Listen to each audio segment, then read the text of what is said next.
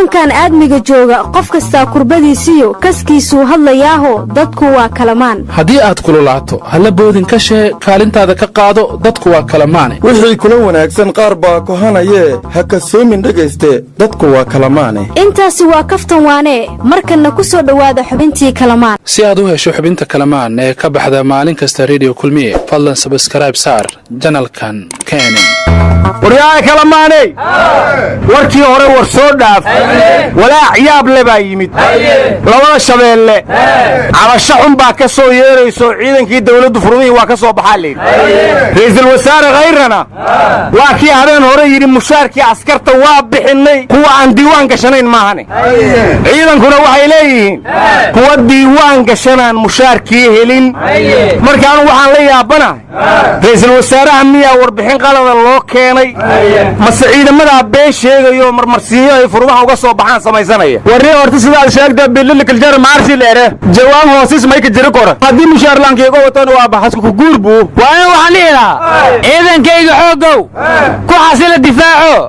inkastoo xisaabtiyo maqayiin xaqiinni u guntada xil qarannimo warnimaya waxaa la yidhi qarankii hilmaama ciidankiisa isna qarannimadiisaa la hilmaamaa war labada shabeelle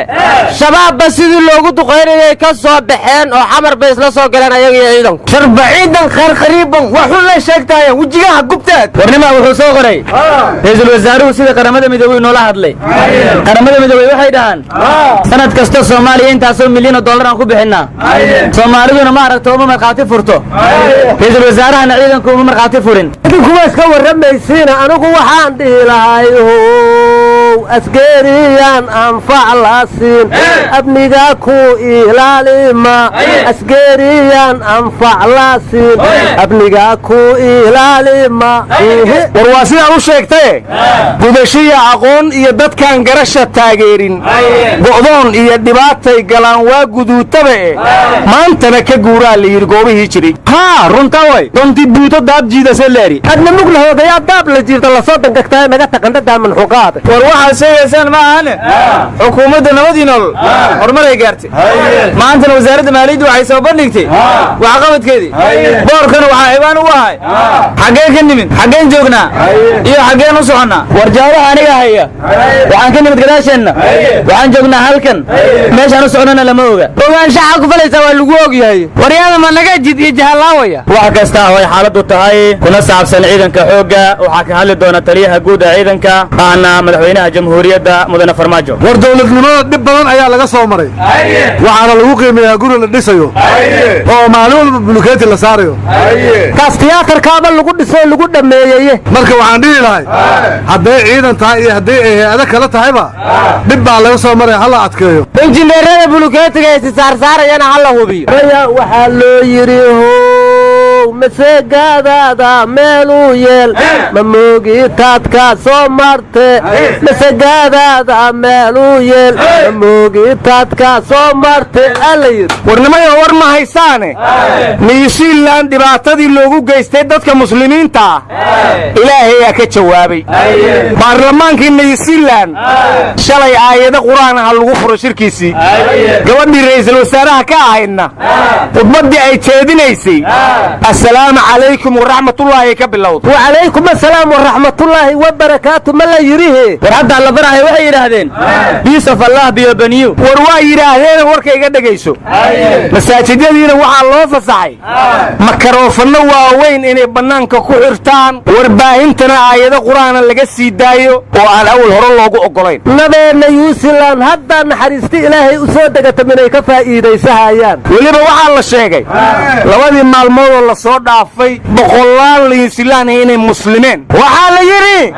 tawxiidka hayna taqwada iyo tasbiixda waa tirsaheena tiirkeena toobada waaye warnimayo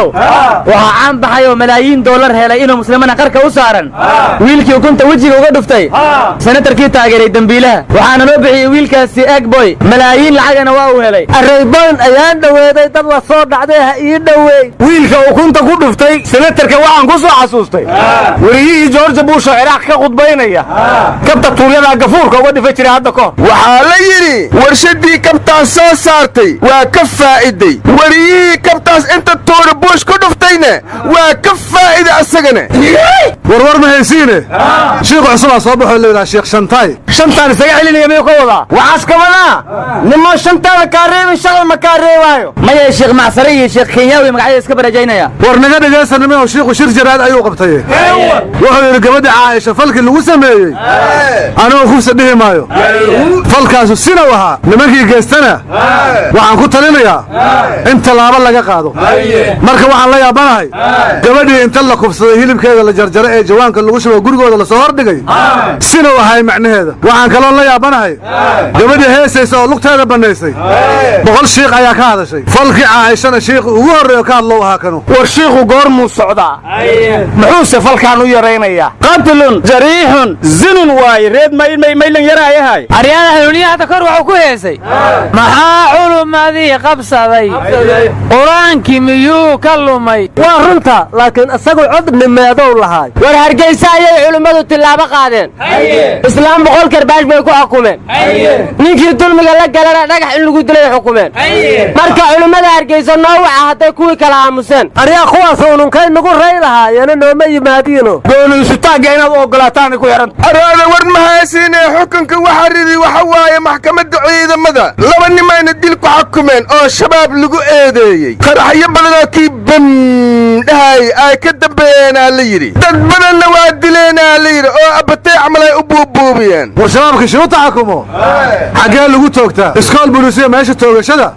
sanadkii hal qof ayaa aragnaa oo la tooganayo war mashuuta shabaab xukuma shabaab amiiradooda xukume warnimada meesha loo baana in hooslan loo diro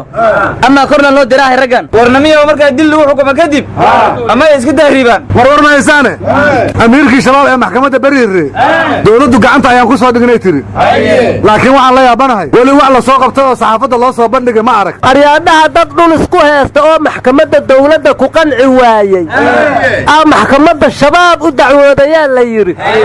ka kadibna dacwadiyo socotaa duqayno kor uga timidaan la yidhi hadda balaayo shabaab loo wadayaa ka kor dhacda iyo ka heecaga hore ku doontay waryaada dhagaysta adoortu waryaada maynin arta lan yaw Amnesty International waxay tiri Mareykanku dad shacab ay duqeeyeen shabaabaan duqeynayna dhahan warnimayo gabayaan toddobaadkan ku fikiray ayaa idin tirinayaa dhagaysta badana qaraxyo dhac badana dilal dhac badana ciidan mushaarlaan sheeganaya badana shabaab la xukumay oo aan la dilin badana war meel duleedka Kismaayo ka ceelal ku yeela oo reemiga iyo xoolaha ay ka cabaan al-shabaab geela neefku waxay ku xukumeen $4 looda $2 arigana $1 haddaan la dhiibin biyo ma cabayaan kadibna dadkii ka carooday kadibna ceelashii wadooyinka soo galan miinay ku xireen araada aniga waxaan idin leeyahay waalidii lagu bartay iyo weli ligtoodii horaan waxaa loo yidhi war waalidii la yeeli lahay weerku waxaas culus waa ilahay anigu waa inay naga taga waxaanu warbaahina shaki male inay laba shabaab wada shaqeeyaan dadka maxaad u canaananaysaa